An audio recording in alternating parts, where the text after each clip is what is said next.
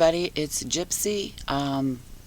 Obviously I'm outside and even in the shade. I really can't see the screen, so I hope this turns out alright. Anyways, today I'm really excited because I did my first round of cold crop planting. And the reason I'm sharing my gardening and stuff is because I feel, especially with the way things are going right now, the price of groceries, supply chain going down, it's very, very important to become self-sufficient and have healthy food. So that's why I'm sharing how I do this. Now, this is my first round of cold crop, and what I mean by that is I am, I forgot the word for it, but you plant in stages. So I did my first cold crops today. Now, I live in Zone 9B. It is very important to be aware of the zone you are in so that you know when to plant what crops. Since our growing season is longer and we are just getting into our cold season, and as you can see, I'm wearing a sleeveless top. So today it's in the 80s. Nighttime it's getting down around 50, sometimes in the 40s. So you have to be aware of that. Our winter is basically starts around Christmas, and it's only for a few weeks. So I'm able to plant cold crops now. It's what, October 20th? So I did my first rounds today. So I planted some in containers today because I'm a nomad and I move around, but I'm here until April 15th. I may even stay in quartzite for next summer, and I would just have to move into town. So it wouldn't be a big deal, but I do keep my gardens mini, very tiny and light, so that I can transport them. So all the seeds that I planted today are great for container gardening. So I planted the first ones. Now when it gets to a certain point in their, not germination, but in their growth, I'm going to plant more. Like do another round. So I did not plant all the seeds I got. Now again, I get my seeds from Seed Saver Exchange. They are non-GMO and open pollinated. All their seeds are open pollinated and non-GMO. All natural, which means you can save the seeds if you wish, and use them the following year. Now, the chives my brother gave me years ago are from Seed Savers. He's the one who got me started from Seed Savers, which is, well, my attempts to save those. Something always happens. Either the animals get to my flowers first, or you will see in the video later. I will tell you what happened this year. I'm not real happy about that. Anyways, what I planted, this is called Grandma Hadley's lettuce. It's like a butterhead. It's dark, like purplish around the edges, and it looks delicious. I've never planted this before. This will be a first for me, but I planted these today. Now, these, and I always put this on my calendar when I plant, germination is in 7 to 10 days. So I go with the latest date, and I put on my calendar when my lettuce should germinate. Should be very easy to grow, and then from then it's 40 to 50 days until it's ready to harvest. These lettuce is always easy to grow in a container, and I do love a good salad, so I'm really excited about these. Let's see, what else does it say here? Yeah, these were donated originally to Seed Savers Exchange, some of the seeds by the Hadley family. When did they donated it? In 1988, some seeds. And so now they have all these seeds that they save from what they planted, and they can, pass them around. So these, yeah, it says successively for a constant supply of lettuce. And so what that means is what I just explained. I planted some of my seeds, still have more in here. Plant a little more later on, and I'll just keep going. So I always have lettuce. And this you plant in full sun or partial shade.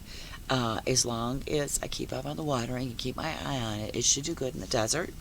In fact, The people who donated it her name is Pam Andrew of Arizona back in 1988. And Hi everyone, this is Gypsy from Gypsy Witch Creations and Psychic Services. I'd like to let you know that spirit readings are now open at gypsywitchcreations.com, and I'd like to introduce you to my new hair accessory line. These photos are of November hair comb and November hair beret featuring citrine. I have all kinds of hair accessories, so go check me out at gypsywitchcreations.com. Next, and oh my gosh, I used to plant these every year. I love these. These are called Paris Market carrots. These, oh my gosh, you could just snack on these. They're these little tiny carrots. They're adorable, grow well in a pot, and they taste so good. I mean, I could just pick them, wipe them off, and snack on them. They're just so good. They're 1 to 2 inch in diameter and very sweet. They make the perfect snack. I mean, you can put them in salads and stuff, but they are the perfect snack. It does well in shallow or rocky soil and easily grown in containers. Now this, let's see, direct seed 1/2 inch apart, 1/4 inch deep. You want to thin these to 2 to 4 inches apart. And, yeah, they're very tiny seeds. I always do end up having to thin them, which is normal. They are very slow to germinate, though, so you have to be patient. But once they get there, it's 50 to 68 days to harvest. But it's worth the wait. Try to be patient. I mean, there have been times I've had like this little tiny carrot and I just couldn't resist. They're just really good. These I'm really very excited about these. So I planted these, and then this is another thing I used to plant all the time back in Ohio. And of course in Ohio I had to wait till like March for my gold crops, at least March. It all depended on the year, but April, it's harder in Ohio. We have a much shorter growing season there, but here I can plant them in the fall and I have winter crops. But these are called Tom Thumb peas. These grow to, what does it say, 8 inches? Let's see. 8 inches tall the plant grows to. It's a dwarf pea. It reminds me very much of a sugar pea, sugar snap. A little thicker though. Delicious. I kind of preferred them shelled better, but they are very, very good. This is another thing you can just snack on. They are so, so good. Let's see. Direct seed 2 to 3 inches apart. These are easy because the seeds, they're the size of a pea because the peas are the seeds. 1/2 to 1 inch depth. 24. Let's see. You do need a trellis, and I will show you that later on in the video. These thrive in cool weather, so if you live in a colder climate, these are perfect for you. So they're tiny, can be sown in pots if you want. And it says sow seeds outdoors as soon as soil can be worked in the spring. They will germinate in 7 to 14 days, and it's 50 to 55 days to harvest. Okay, I keep all this on my calendar. Now I bought, these are the cream sausage tomatoes I bought. I didn't plant these yet today, and I am going to be purchasing more tomato seeds and other seeds. Somebody's going by in an ATV, excuse me. It's going to get loud for a second. These are yellow, elongated, plum-shaped fruits. You start indoors 6 weeks before last frost. So I will be planting these indoors beginning of December, because our last frost is mid-January. So I'll keep you posted on these. I think that ATV has come by. Yeah, at first I thought maybe I had company and I was going to have to stop the video. So these, again, I get 50 seeds, so I'll probably plant half and then plant more later, if half. I'm going to do succession with these, but these you get 50. Let's see, the lettuce, that's 500 seeds, so I'm good to go with lettuce for quite some time. The carrots, 250 seeds. And the peas, I got 75 seeds. So their seeds are about, I don't know, 3 something a pack, 3 and a quarter, 350. I can't remember. It does vary a little bit, but for all the seeds you get, and if you do succession planting, it's well worth the money. I think it's a very for heirloom seeds where you could save the seeds, non-GMO, open pollinated. You can't ask for a better deal. And again, I know a lot of people aren't into gardening and growing their own food, but it's so important these days to get back to being self-sustaining, getting off the government system, which does include going to the grocery store and buying food from farms that are, if they're farms, regulated by the government, run by, big agriculture and stuff. It's not healthy for you. And this is so economical because you could save the seeds, share them with friends, pass them around, donate seeds back to Seed Savers Exchange. And if your family has their own seed lineage it came up with, you could donate those to Seed Savers. There are other companies like them, but it's just so important to become self-sustaining. For things I can't grow, I'm looking for family, and I mean family farms, not messed with by big agriculture, the government, or anything else, where I can buy the produce I can't grow. And I am a meat eater, everybody. We talked about that in a previous video. I prefer, eating meat from animals that, were raised like on my grandparents' farm. Open range with love and care, taken good care of, and not in fear, because that energy does get passed on. And you get eggs from open range chickens on a family farm. I used to get those from my friend back in Ohio. Big difference. You crack that egg open, it looks different and it tastes better. Everything tastes better homegrown. Everything.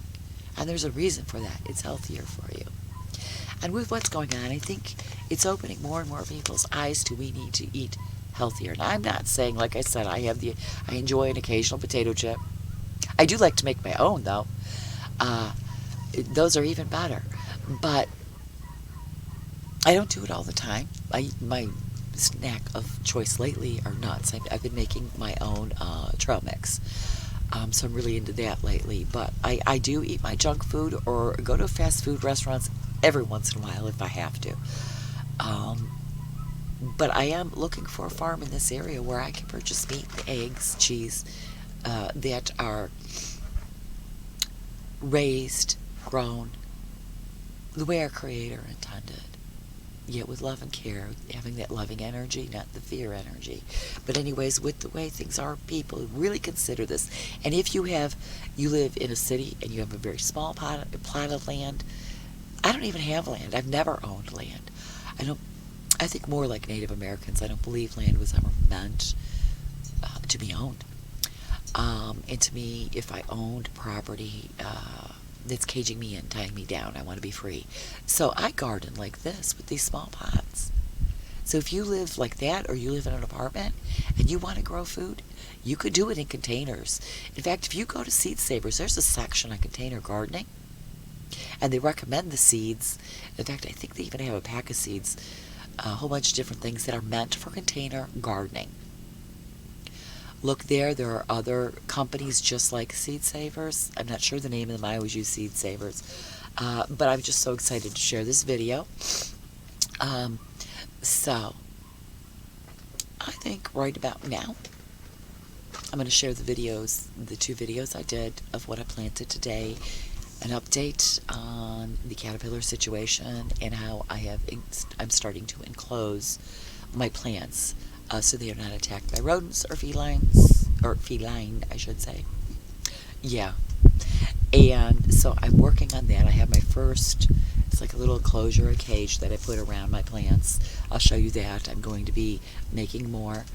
Let's see. Yeah, so I was just excited to share that. So here it is. Okay, everybody. So my caterpillar situation is taken care of. Of course, I have the rodent situation. And feline situation. She will protect the plants from the rodents, but then she wants to get in there and roll around. So what I did was I got some of this wire mesh. You know, it's good for like rabbit cages and stuff.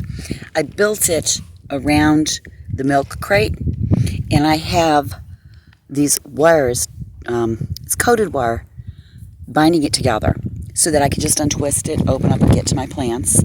I did transfer them into the fabric bags because I did my cold crop planting today. So the first thing I want to show you is this is what I planted my carrots in, and I'm going to share with you the type of carrots I used and where I got them in just a moment. These are specific to grow in pots, and oh, are they delicious. That girl's having fun with butterflies. So over here, I switched out my herbs. I kept my chamomile in here. My oregano and my thyme took a hit from, you know, the heat and what happened with the caterpillars. I put them in here so I could take better care of them. Eventually, my chamomile is going to be by itself because it is thriving in the desert and it's growing like crazy and spreading. So that's going to eventually be in a container by itself. Chives are doing great. Bad news on the seeds, though. Miss Persephone got into where I planted the seeds and dumped over everything. I tried to put everything back together. I doubt I'm going to get chives from that. For some reason, every year something happens when I collect my chive seeds that I don't get chives. Now, my sweet mint is doing great. This was the one that got hit by the caterpillars the worst. I cut everything back. It's still looking a little, I have to prune it a little better, but I cut it back and it's growing back nicely. Now over here, I put these in here because I planted my Tom Thumb peas. So these are the Tom Thumb peas. If the trellis isn't big enough or strong enough, as they grow, I'll add more, and I put my lettuce in here. Anyways, everybody, that's it for today, and I'll leave you with that. Happy planting. Blessed be, and make it a joyful